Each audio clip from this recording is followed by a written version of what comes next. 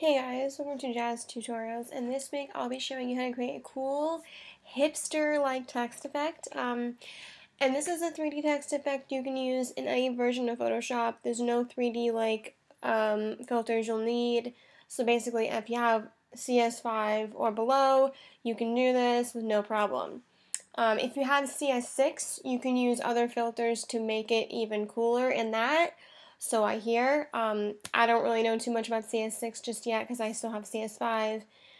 But yeah, so let's just get right to it. So as you'll notice, I have my background already set up and my layers are already good to go as well. But I will explain step by step what I've done so you get the gist and how to do it. So my background, I'm choosing a very nice hipster color. Hello.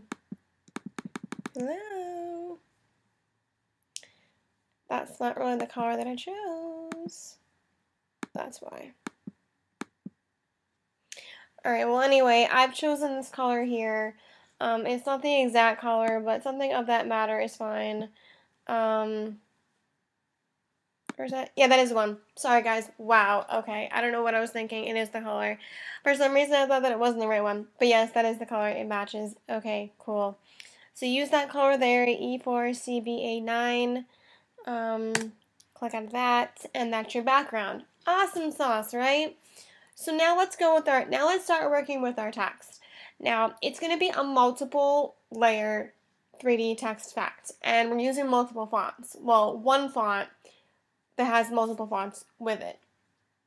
So I'll provide the font to download below because you're going to need this one, otherwise this hipster font will not look cool. Now, there's a hipster font called Sullivan, and it has 3 different styles to it, and each one gives you a really cool effect. So we're going to be using each of those 3 in various layers. So I'm going to start off with the fill. So select Sullivan Fill, and you're going to want to use the same font color as your background. Don't worry guys, it's going to look cool, I promise. So I'm just going to type in Jazzed, and I already have that layer made, so we're going to go ahead and make that layer visible.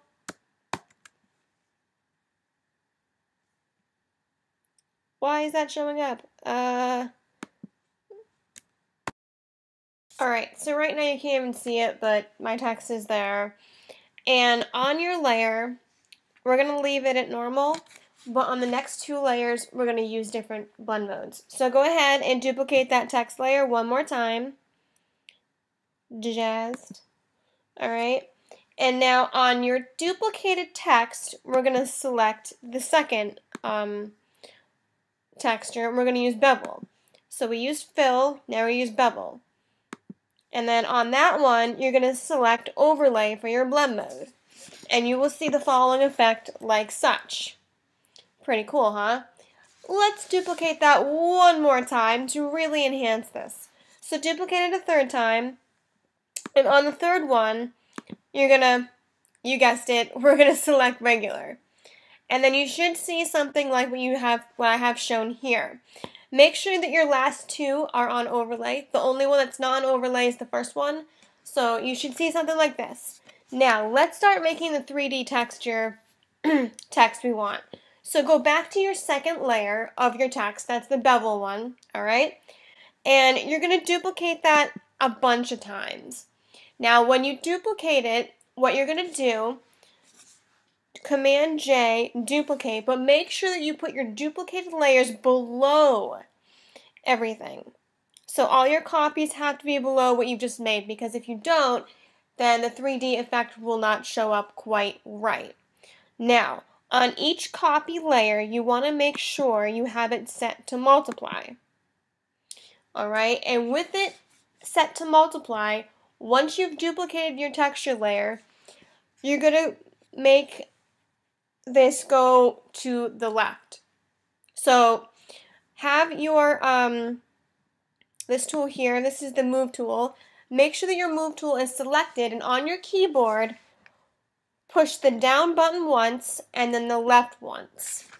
And then once you've done that, duplicate that layer, push the move button down once, to the left once, duplicate it, and do that a few times. I did it about 4 times to really get a nice effect. And let me just show you what that looks like all completed.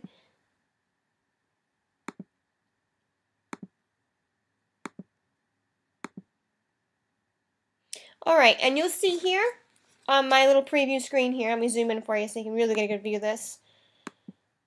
Alright, now as you see there, you got a little bit of a nice little 3D effect going on there. Now you can do that more than 4 or 5 times if you'd like. It just depends on how much of an effect you want to get. I happen to like the way it looks now, but again, personal preference here.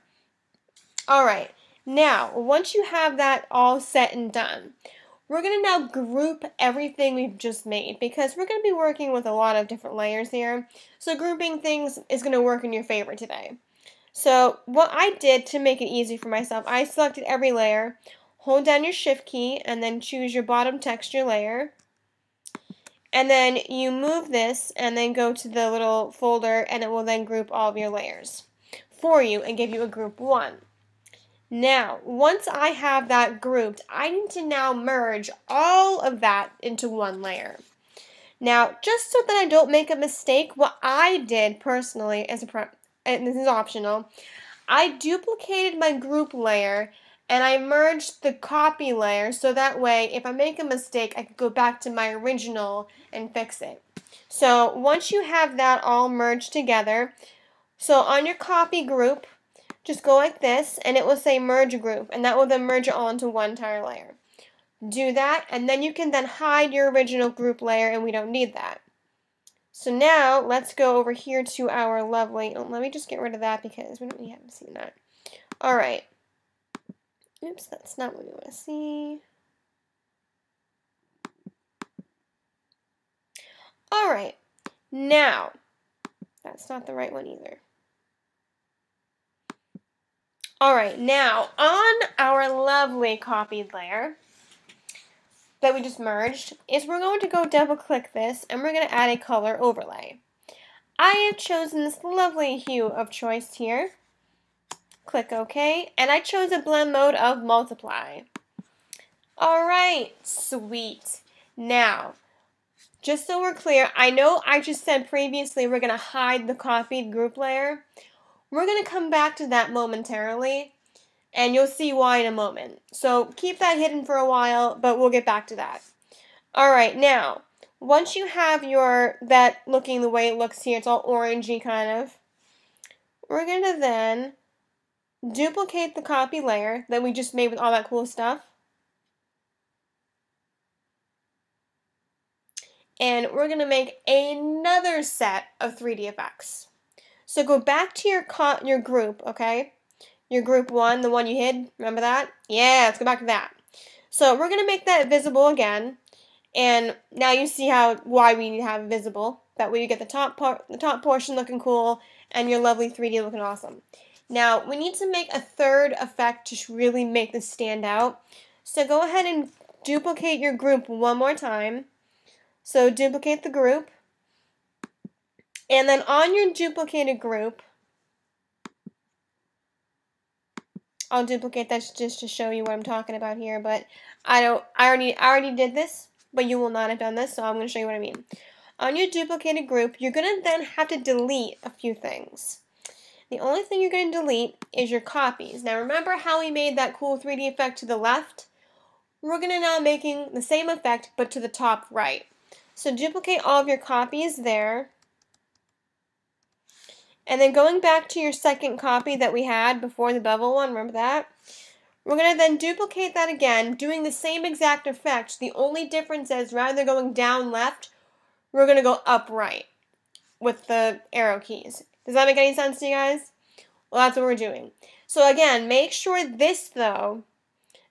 this copy and this group is below everything else. Like right above the background, but not too far below. Alright?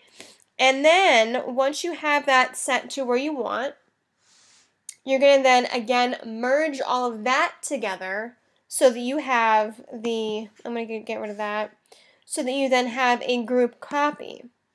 And then on your group copy, you're going to go ahead and have the same lovely color overlay as we did before. Basically the same thing, only difference is top right instead of the bottom. Okay? Click OK once you have that. Then we're going to add a blur to this.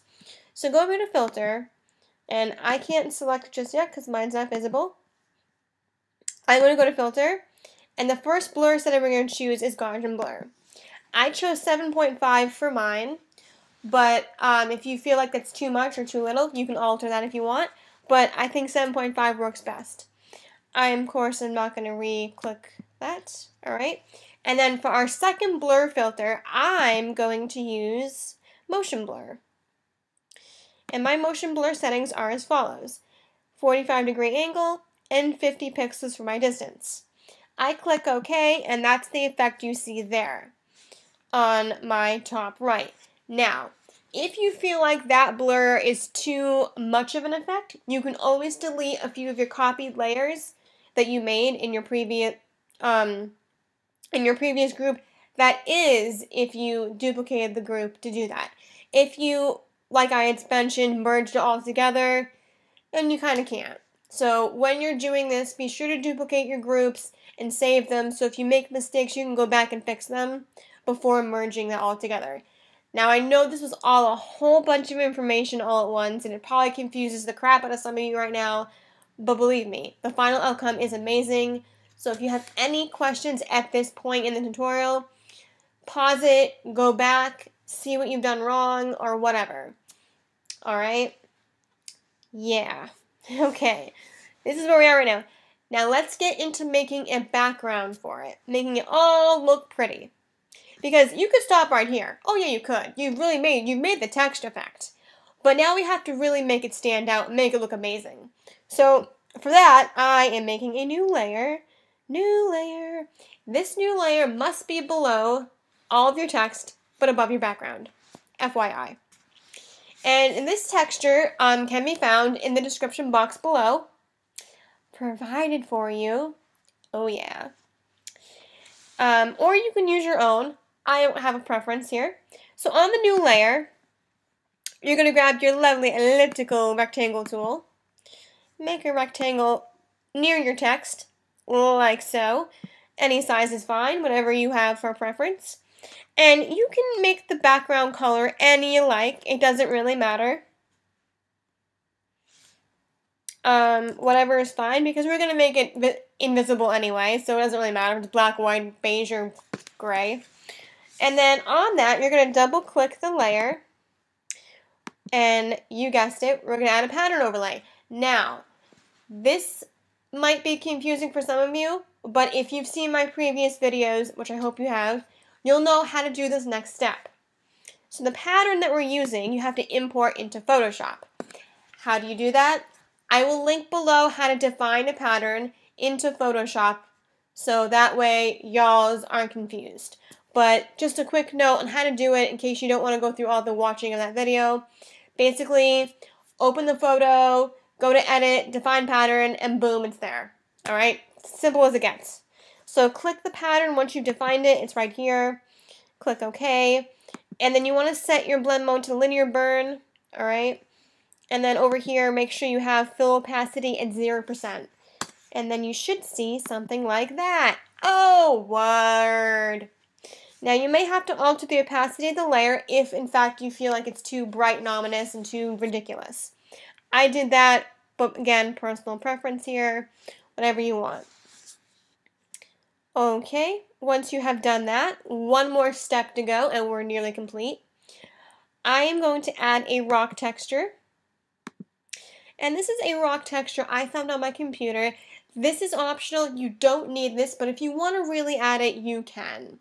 I will not provide this for you in the link below because it's optional, so if you want, find your own rock texture, put it onto your photo, multiply the blend mode, opacity at 50%, and you're good to go. And then last but not least, I added a photo filter on top to really make it stand out. And the photo filter I chose was Septa with a 59% density. And that is where we're at. And boom, that's the Photoshop tutorial of this week. I hope it was awesome for you. I hope it wasn't too boring. Hopefully it wasn't long. I try and make them under 10 minutes, but a lot of stuff in Photoshop isn't a 10-minute kind of thing. Some of it drags out to maybe half an hour to an hour. Now there are a few tutorials out there that are really awesome, and I would love to show you guys, but they take hours and hours of work that I know you will never sit through. That's why I try my hardest to find easy tutorials and an awesome level. So hopefully you guys sat through this and liked it. If you didn't, I'm sorry. I'll try and post more awesome videos that are shorter for you guys. I know you like 10-minute videos or less. And yeah, thanks for watching, guys. I'll see you in the next video later. Bye.